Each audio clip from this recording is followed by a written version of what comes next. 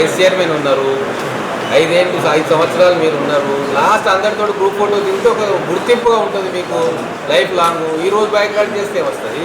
Business లేదు, ఏం లేదు. ఈరోజు అందరం కలిసి మాట్లాడుకొని టాటా బాయ్ బాయ్ చెప్పుకునే టైం ఇది. బైకాట్ చేస్తారా ఎవరన్నా?